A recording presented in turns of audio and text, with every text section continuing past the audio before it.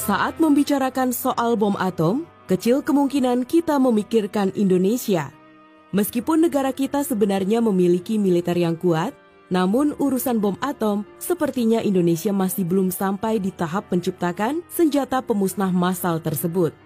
Tapi tahukah kamu bahwa Indonesia sebenarnya sudah pernah merencanakan pembuatan senjata pemusnah massal tersebut? Dan berikut kita akan membahas mengenai rencana pembuatan bom atom pada masa pemerintahan Soekarno.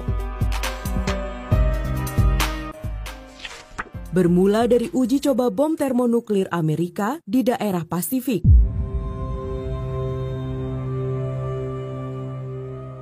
Tahun 1954, Amerika Serikat melakukan uji coba bom hidrogen atau termonuklir di Kepulauan Marshall, Samudra Pasifik.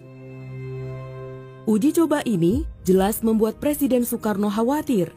Ia khawatir wilayah Indonesia di bagian timur yang dekat dengan Samudra Pasifik akan terkena dampaknya. Oleh karena itu, Presiden Soekarno mencari ahli radiologi dan memintanya untuk melakukan penelitian. Hasil penelitian menyatakan bahwa Indonesia aman dari dampak uji coba tersebut. Namun, tim penyelidik memberikan saran agar pemerintah memanfaatkan hal ini untuk mengembangkan bidang nuklir. Maka kemudian dibangunlah Dewan Tenaga Atom dan Lembaga Tenaga Atom.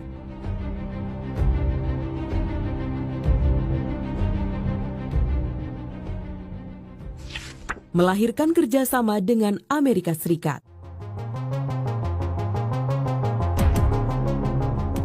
Indonesia akhirnya menjalin kerjasama, terutama dengan Badan Atom Internasional. Dari situlah Amerika kemudian memberikan bantuan dan menjalin kerjasama bilateral dengan Indonesia melalui program Atom for Peace. Amerika memberikan sumbangan dana sebesar $350.000 untuk membangun reaktor nuklir, $141.000 untuk riset dan pengiriman beberapa tenaga ahli.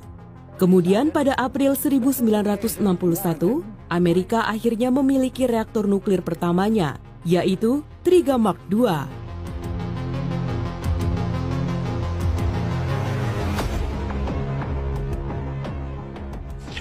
Kematian John F. Kennedy yang mengubah hubungan Amerika Serikat dengan Indonesia.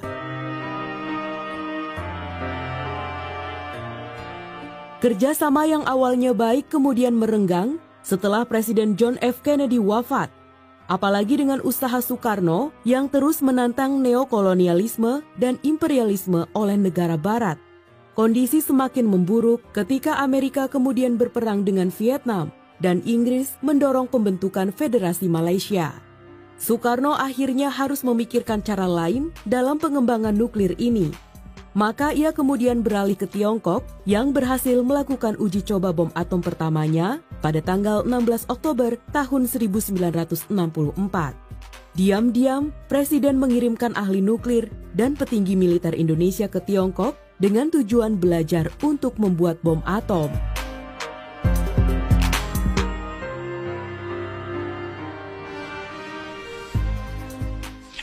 Indonesia mengumumkan rencana uji coba bom atom.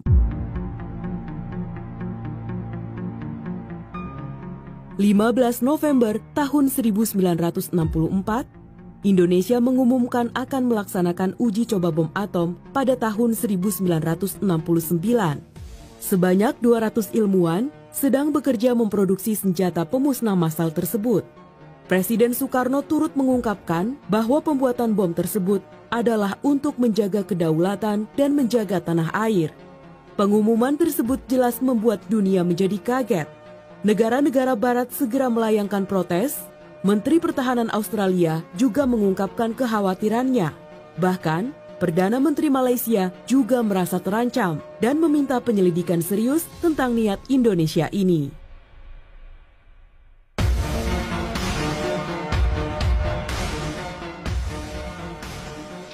Amerika berusaha mengendalikan niat Indonesia untuk membuat bom atom.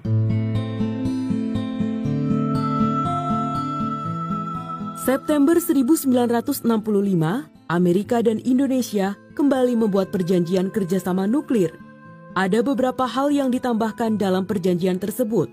Seperti Indonesia harus mengizinkan reaktor nuklirnya diinspeksi oleh mereka. Tujuan dari pasal tambahan tersebut adalah untuk mengendalikan Indonesia.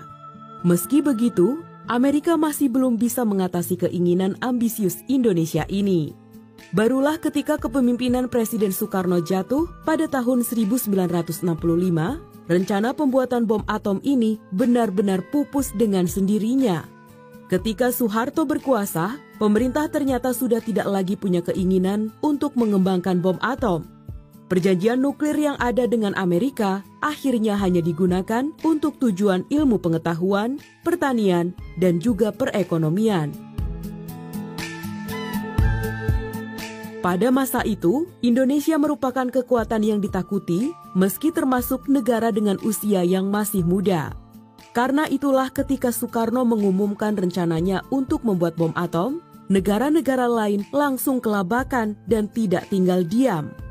Menurutmu, perlukah Indonesia memiliki senjata pemusnah massal?